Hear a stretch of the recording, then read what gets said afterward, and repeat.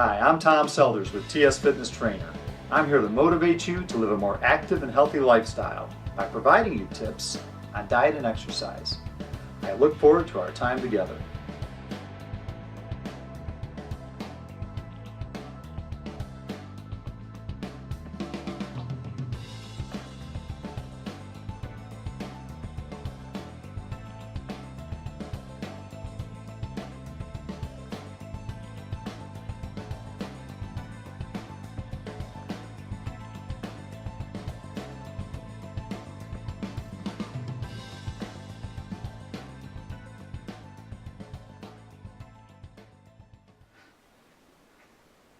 Welcome to today's show.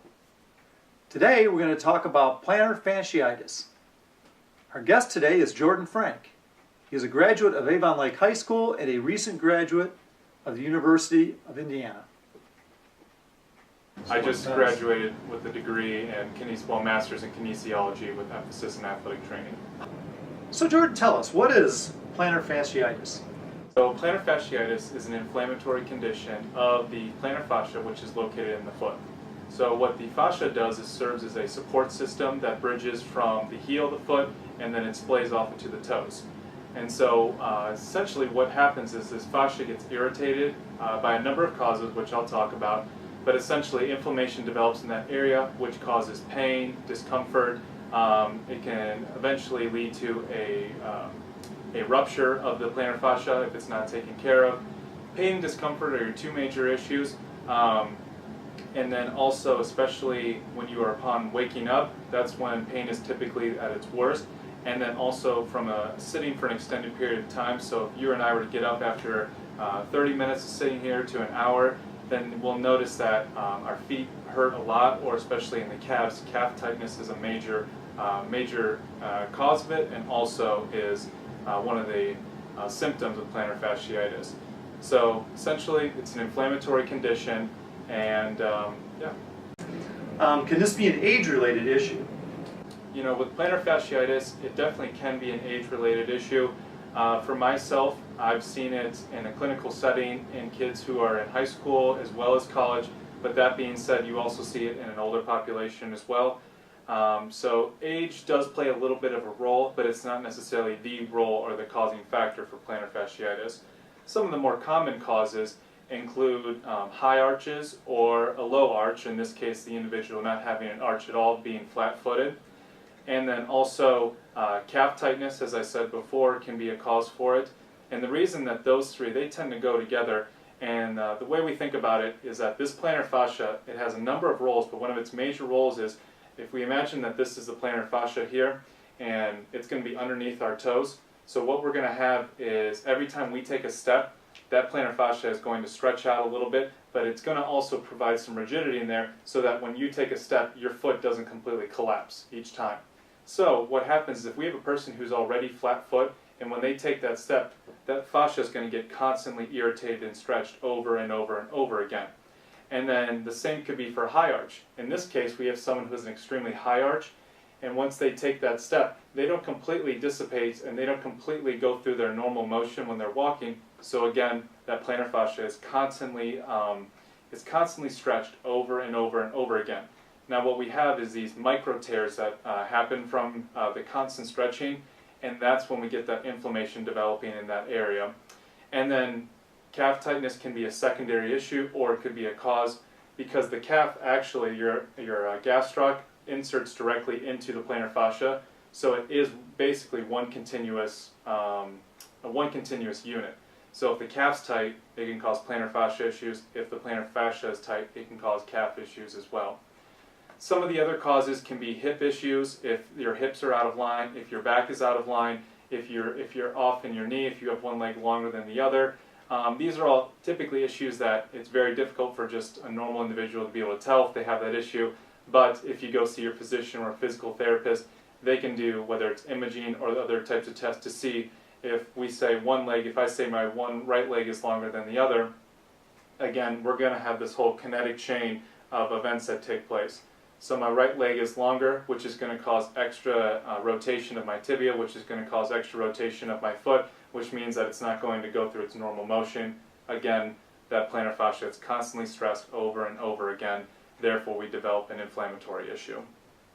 What are some of the symptoms that somebody will experience if they have this condition? So some of the symptoms that'll be associated is you're going to typically have pain in your heel. That's one of the major symptoms, and if you were to see your physician or if you were to see a physical therapist or athletic trainer about it, what they'll probably do is one of the first tests is they'll actually just kind of stick their thumb. So if we picture this is your foot here and your heel's at the bottom, they're going to push their thumb into your heel because typically the inflammatory issues start at the insertion point at the heel. So they're going to dig into there, and someone who has plantar fasciitis is more than likely going to be painful from that. But you can be painful at any point along the arch of the foot. For myself, I had PF and I'm still dealing with it a little bit. I was more painful in the middle of that fascia. Again, all they need to do is dig into it just a little bit and I would jump off the table. So pain is typically a discomfort when walking, discomfort when trying to run. Those are some of the major issues. And then, as I said, when someone is sitting for a prolonged period of time or when they wake up in the morning, what happens is that plantar fascia starts to tighten up really, really tight because it's not being used.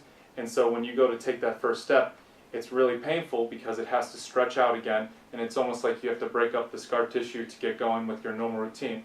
Now, once you take 5 to 10 steps or a couple minutes, it starts to feel better because the area is warmed up and it's more ready to move around. But those first few steps that you take after getting up from sitting or from waking up in the morning, those are typically the most painful ones, and those are pretty much the golden indicators that someone has plantar fasciitis. What treatments are usually recommended for PF? So the typical treatment is going to range from person to person, and I think that's the best way to put it because once you see your physician, if you see an athletic trainer, if you see a physical therapist, even a chiropractor, whoever you go to for any of your needs, one of my biggest issues is I hope they do more of a whole body, kind of a whole body assessment. And the reasons that is because I try to make sure that I don't necessarily turn off the alarm, but try to put out the fire sort of thing. So I don't want to necessarily give someone, or I can't necessarily recommend that they take an anti-inflammatory just to cover the pain and not really take care of the whole issue. Now that being said, I always make sure to try to check hips, knees, ankles to make sure if there's any increased mobility that may contribute to it.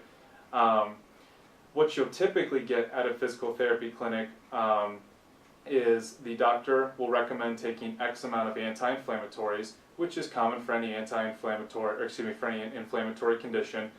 The next is that they'll typically recommend strengthening of the intrinsic foot muscles. So if we have an individual who does have a flat foot, we want to try to build up strength in those smaller muscles that don't really get used.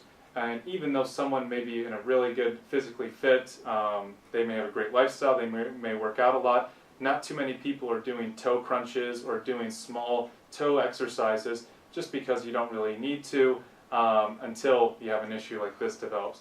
So strengthening exercises, stretching of that plantar fascia as well as the gastroc is another common one. Hip work, core stabilization, that's a little bit more of outside of the box thinking, but again, if we don't have good core control and if we aren't able to stabilize our pelvis, then it's going to lead into, just as I said before, kind of an increased kinetic chain of events that are going to take place that will lead to that plantar fasciitis.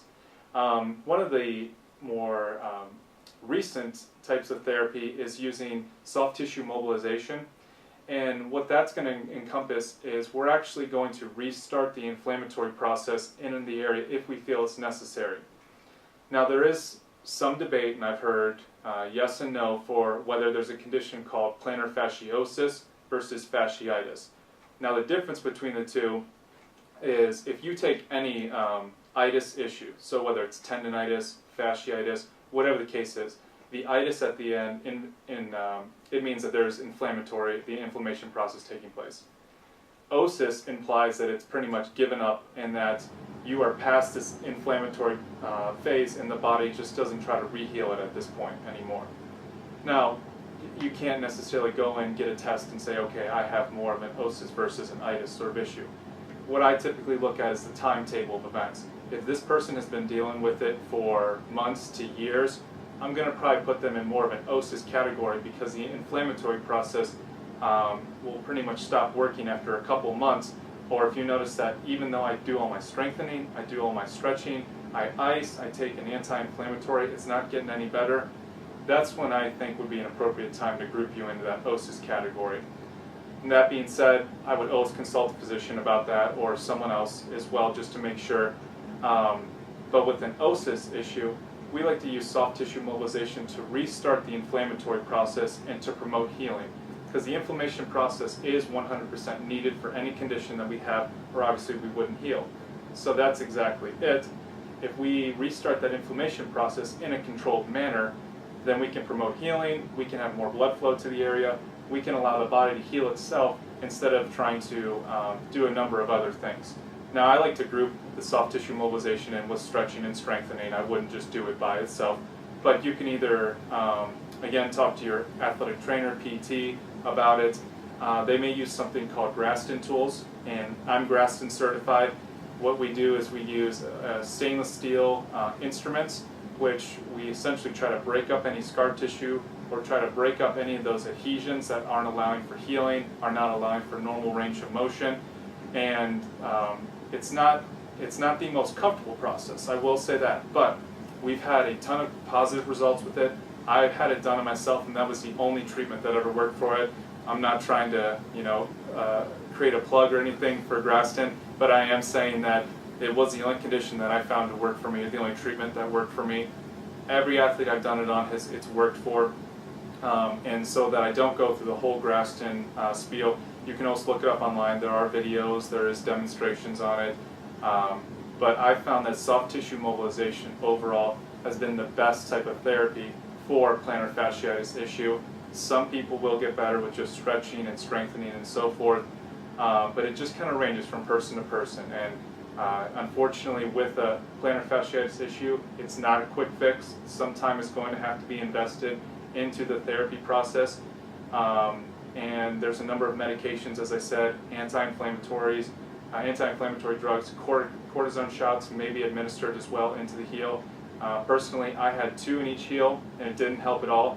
And the issue with that is if you go past 2 or if you go past a number, you risk rupturing that plantar fascia tissue.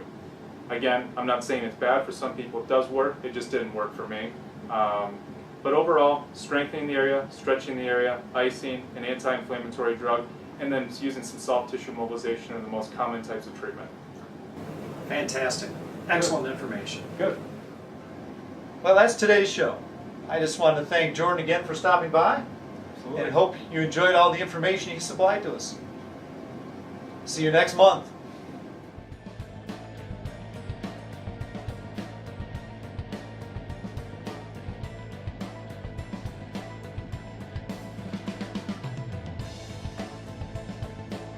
I look forward to sharing more information with you in future episodes. Remember, keep moving.